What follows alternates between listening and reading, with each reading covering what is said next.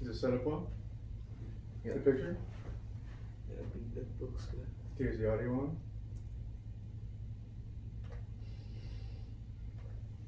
Yep. Yeah. And just remember, if we if we screw up or anything, we can just say cut because we can chop the whole thing. Okay. Yeah. All right, we're good? Yeah, it looks good. Take one? Okay. So Cheri, thanks for coming in today to do this interview and tell us a little bit about business setups and the right tax structure for different setups. I do know quite a bit about it, certainly more than the layman, but you're an expert in it. You certainly know a lot, and I know when you and I get together and talk that I always learn something from talking to you. So thanks for doing this. Thanks for being here and answering some questions today. So that some people can benefit from it. Thanks for having me. Yep, absolutely. So as we get started, I would say my first question would be, what is your general approach to choosing the right business entity for taxes? What are some of the things that you maybe put into consideration?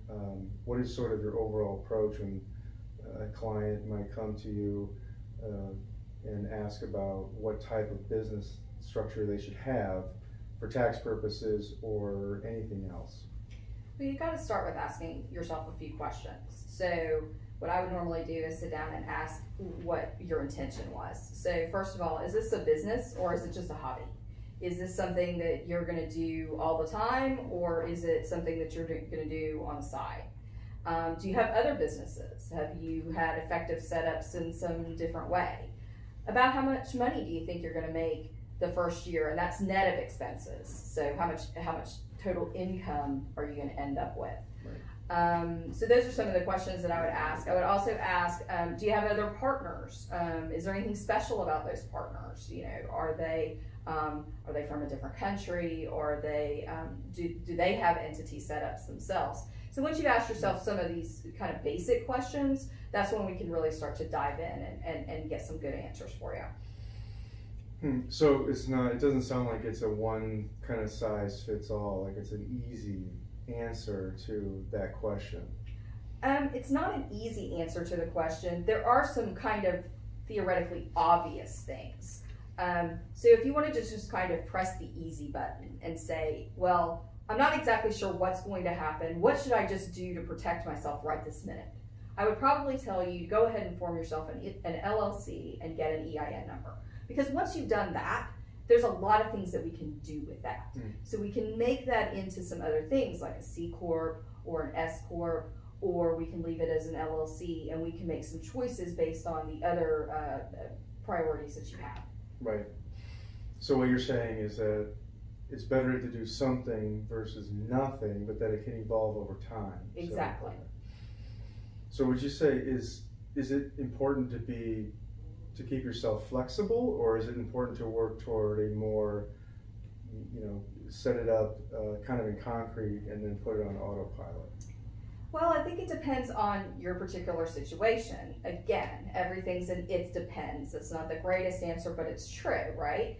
So the way that kind of works is, so in a lot of cases, flexibility is great, but flexibility can add to complexity. So sometimes you do want a one and done solution.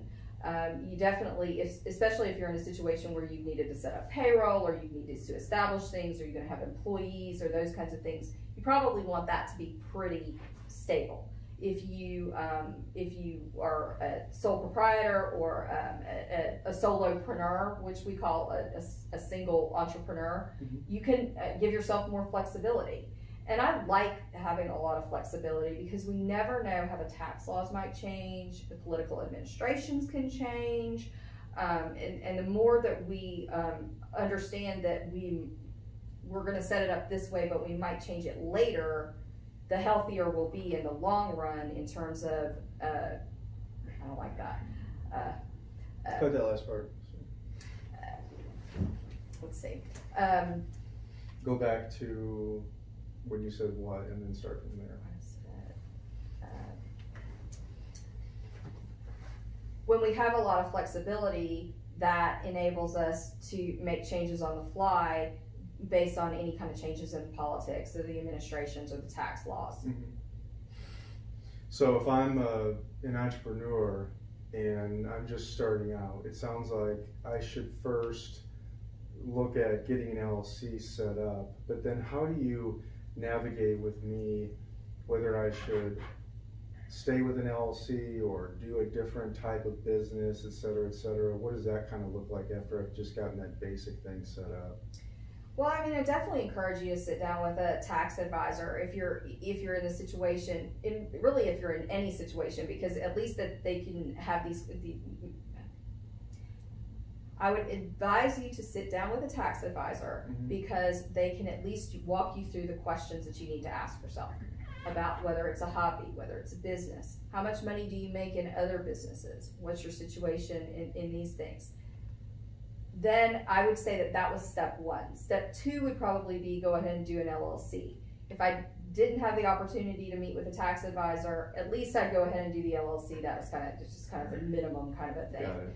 And then after that, I would try to go ahead and get with them and sit down and talk about the more specifics. Got it. Okay. So doing nothing is not a good strategy. I would say that that's a recipe for disaster.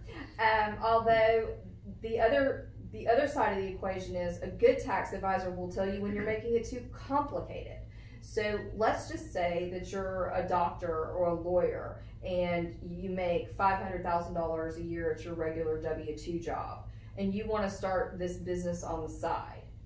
Well, since you already have income coming through in a different stream that's being taxed in a certain way, the setup that I would give you, because you have this other thing going, is different and less complicated than something that I would give somebody who doesn't also have this other income stream that's being taxed in a certain way. So that's why there's not a one-size-fits-all answer. Got it. And how often do we have to review how things are set up and if we need to change anything? Is that a yearly thing, a monthly thing, a 5-year thing? Well, I would say that especially in the beginning, I would review it at least once a year. Then I would say anytime that there was a major tax law change or anytime that your tax advisor said that it was time to look at it. I would never let it sit for more than 5 years without reviewing whether or not it was still the best plan for me. Because 5 years ago, I would have said that a C Corp was completely off the table because of the way that it's taxed. Tax laws changed, so maybe it's a little bit more on the table. I don't think so in most cases, but still it's something to look at, and the tax laws did change. So. Right. Yeah, and speaking about the C Corp, I know that we had talked previously about pros and cons of C Corps. I know that a lot of times in the marketplace you'll hear that C Corps are the best, or people have certain opinions about which entity they like the best, but when would you advise a client or an entrepreneur to look at forming a C Corp? So it'd be pretty unusual that I would advise that because of the way that C Corps are taxed. So an S Corp passes through income and thereby taxes to the person. Mm-hmm. So really that kind of a corporation isn't taxed at all itself. Same thing with an LLC. Mm-hmm. But when you have a C Corp, it stands alone. Think of it as its own.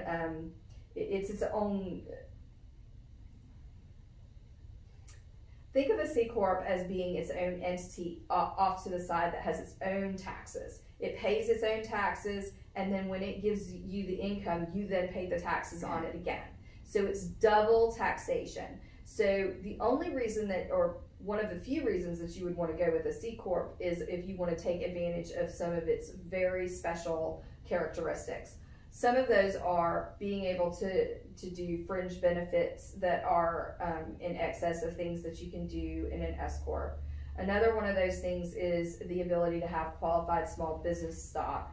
And another one of those things would be if you needed to have foreign members or specific kinds of investors. Those are pretty rare in the beginning. So since those things are relatively rare in the beginning, it's not the common person who comes in and raises their hand and I say, yes, definitely a C Corp. Got it.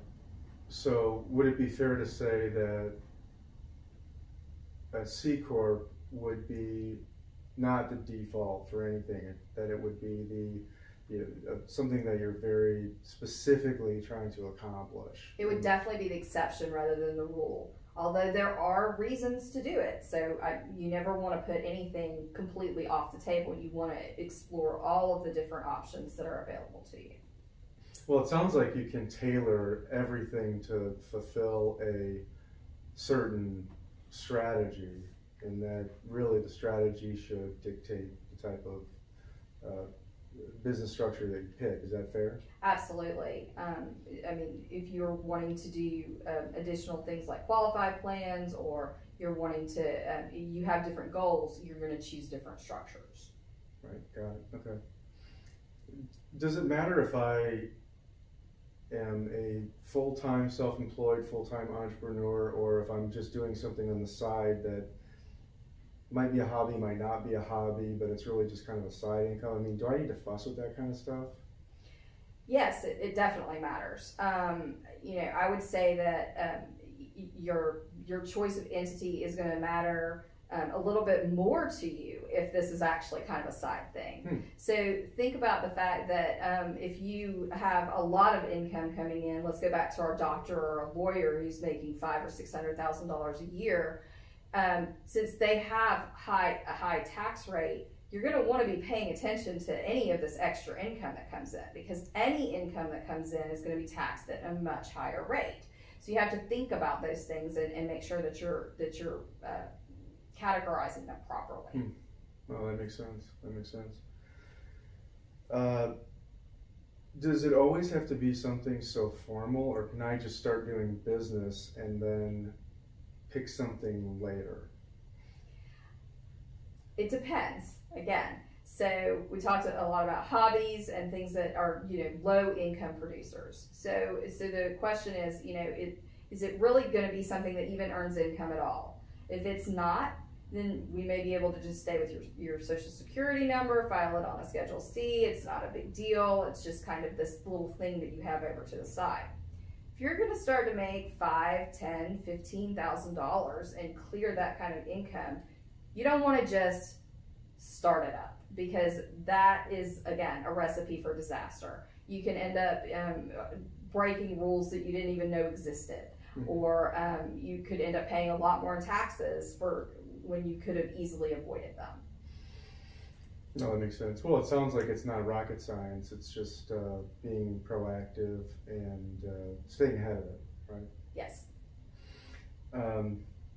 What are some of the more longer term mistakes that you've seen people make? So kind of, it seems like in the short term it might be easier, or let's just say it's like playing checkers, but the long term planning is more like chess, which seems to be more complicated. So what are some of the biggest mistakes that you'll see people make, for some of that long term planning? So the biggest mistake that I see is a combination of two things. Either they've oversimplified or they've overcomplicated. So they've overcomplicated because they had a friend or a buddy or a brother or an in-law who said, you should do it this way. And although that was good for that person, that wasn't the right strategy for them, and they've overcomplicated it, and then they don't have the right mechanisms to keep that in play. So for example, if you have an S corporation, you need to have payroll. Well, payroll is something that you must have. You have to have reasonable compensation. You have to have all of these things. So when you go down that path, you have to follow all of those rules. But what if I told you that because of the amount of money that you're making, or the fact that you're having losses, or the fact that you have an active income over here that's $500,000 means that having the S corp at all and going through the trouble of the payroll wasn't worth it, and you had to hire an accountant and you had to do a whole lot of stuff that wasn't worth it, then you go, well, why did I do that? That was a lot of trouble. The other side of the equation is you didn't do any of that stuff, and this is your main job, or it produces a lot of income for you, and you're ended up paying a lot of self-employment taxes because you didn't set up an S corporation. So you can go both ways. You can either overcomplicate or oversimplify, and that's why it takes a good tax advisor to let you know kind of which way you should go. That makes sense. So this might be kind of a tough question, but one of the things that just came to mind was, I think it's confusing sometimes as to when we talk about these things, you know, there are legal aspects to it, and certainly you can sit and talk with any licensed attorney about different setups. There's tax advisors that get involved.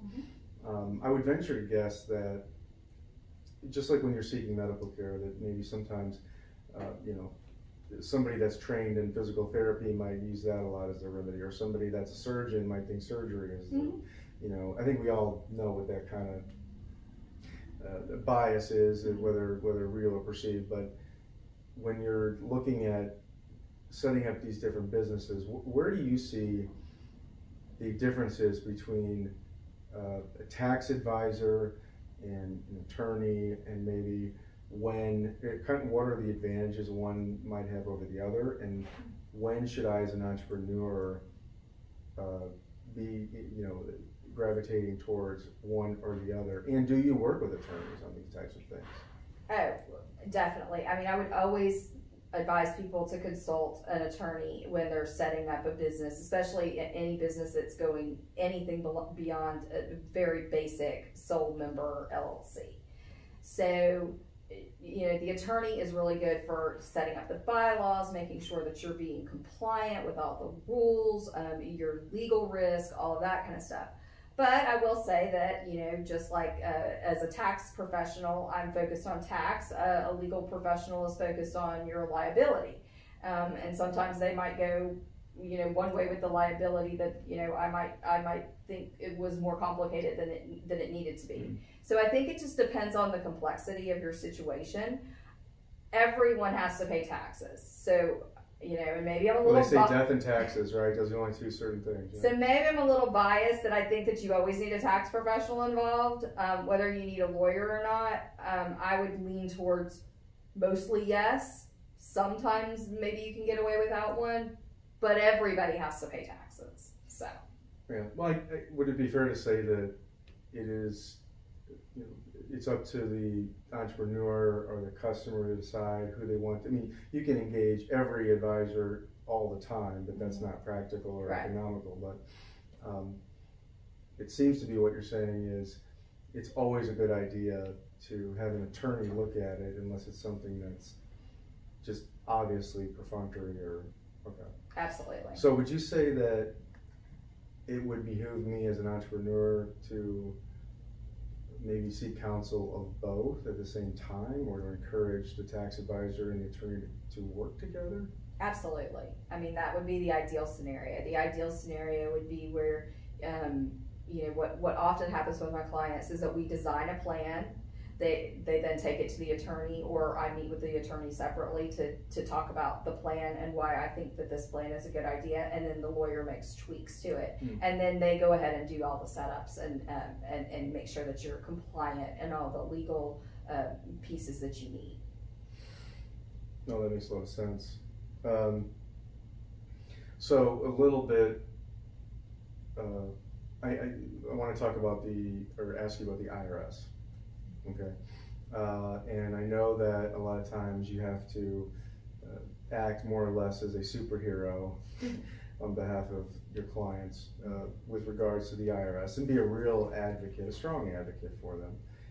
And my question is, does the IRS look at any type of business entity or business structure as more you know, attractive to them to audit? I mean, does one structure maybe lead to more audits and one lead to less audits?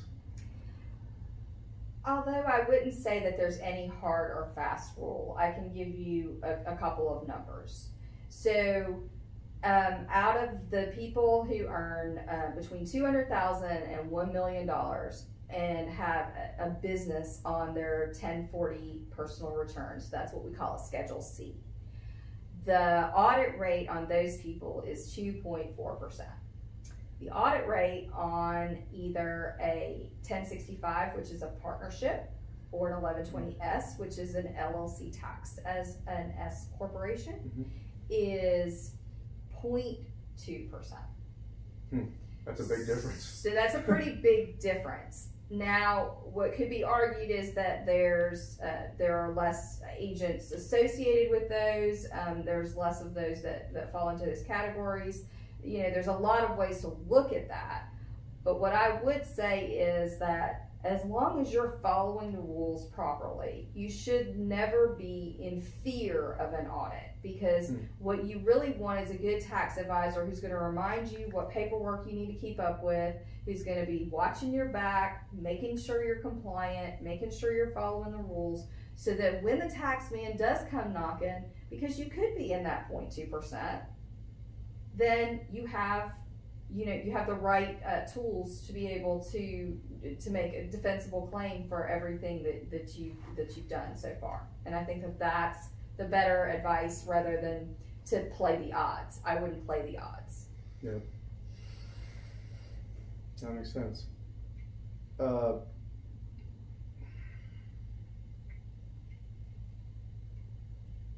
We can cut this pause here. Okay. Do you see any changes in the tax law, or potential changes in the tax law right now? Obviously, there's a lot of just turmoil and a lot of uncertainty and a lot of things moving around, in particular in this particular time that we're in. Do you see any laws that have changed recently, or that you think might change recently, that are giving you any heartburn as to the type of structure that might be beneficial, either long-term or short-term? Well, there was a major change in the tax law, as you well know, in late 2017 that started in 2018, called the Tax Cuts and Jobs Act, TCJA. That was a major change in tax law. One of the things that came out of that was the qualified business income deduction. Qualified business income deduction is a 20% tax deduction that applies within some parameters to these small businesses, like Schedule C, like we talked about on your personal return, partnerships, and the S corps. Does not apply to a C corp. So right there, off the cuff, we're saying I get a 20% deduction of my business income if I choose one of these, what they call closely held businesses, instead of choosing a C corp. So that's one thing. Then another thing that happened was they said, okay, well, C corps, we still want those to be attractive. So they lowered the tax rate from 35% to 21%. That was a huge reduction, because 21% is probably below the tax rate that you may be paying personally. Well, see, and I hear that and I think, well, gosh, why would I not want to be a C corp if you lowered the tax rate from 35% to 21%? That sounds like a no-brainer. Well, it does sound like a no-brainer, which is why a lot of people kind of messed up and went and did that. Because, and I'm not going to take you through the math too much here, but that 21% is taxed, and then it's parceled out as dividends to you personally. And then that ends up taxed based on some criteria at about 18.8%. We're just talking about federal taxes here. So where you end up with is around 39% taxes on that, as opposed to about 29% taxes on your S corps. The reason for that is we get this 20% deduction that we wouldn't have had this other way, and we avoid the double taxation. I have to go get the notes on that. That's not right. I gotta redo that. But the double taxation in itself, because of the way it's taxed, effectively makes it still more taxed than the other type of structures. Correct. And so the reason to choose a C corp is almost always not about tax. It's almost always about something other than tax, meaning it's about tax in the far future, or at least not the exact current future. It's going to be something that you're looking towards in the future. So you're thinking that you need to have qualified small business stock, or you need to have one of these things that's for 5 or 10 years in the future. It's not really going to save you money today. The only way that it kind of can save you money today, a little bit, is if you don't plan on taking any money out of it ever. So let's just say you don't need anything from your C corporation to live on.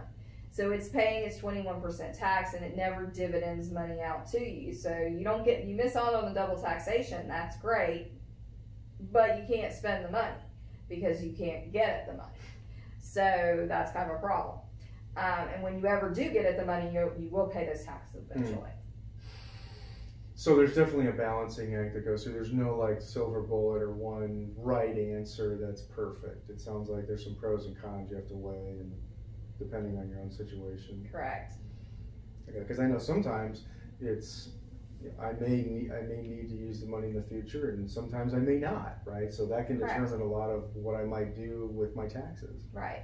So if you're in the kind of situation where you're going to have a C corporation that maybe it's not going to make very much money, or you're going to, it's not going to make very much money in the beginning, and it's going to, over time, you're going to be able to use some of those fringe benefits, and then you're expecting some big event to happen, in the future, and you're trying to establish, this 5-year trajectory for this qualified small business stock or something like that. Those are the kinds of times when you would think about using a C Corp. But again, we're not talking about your typical entrepreneur in a, kind of a typical scenario. The other thing is, what's great is you can change your mind. And there's a lot of opportunity. Which entrepreneurs do. I mean, I'll admit it, I do. Yeah.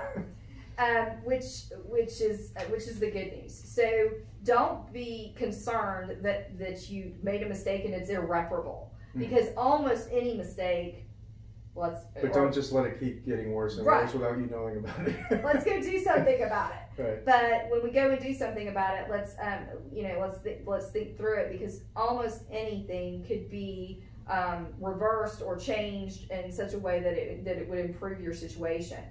And you definitely don't want to you definitely don't want to just play that game all of the time, because that can be expensive. But if you find that you've made an error in your entity, just get in front of the right advisor and get them to help you get it fixed. That makes sense. But what it sounds like is that I should just have someone like you take care of it, and not try to pretend to be play it on TV, if they say. We can skip that. Take a pause here real quick. You can take a drink, yeah. Let's take a drink. I'm trying to think if this, I know we want to wrap it up.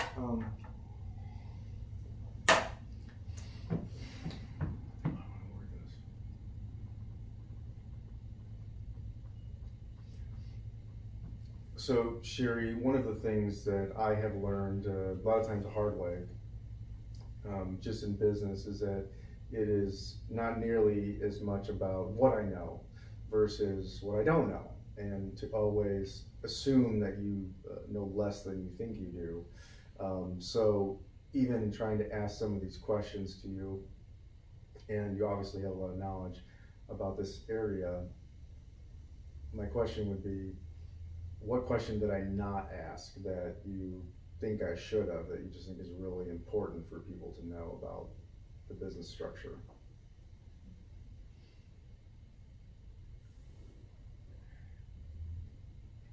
And you don't have to answer this if you don't want to. No, just like, in other words, any questions that I haven't put on there. So we can start over if we want to on this particular question. Just cut out this whole section. Yeah, I just wanted if you don't want to answer, it's fine if I wanted to ask that question. No, I mean, you've asked most of the questions. I think that the only, you asked about the number one mistake. I answered that. That's okay. Yeah, I mean, I can't think of anything else that we would ask. We do.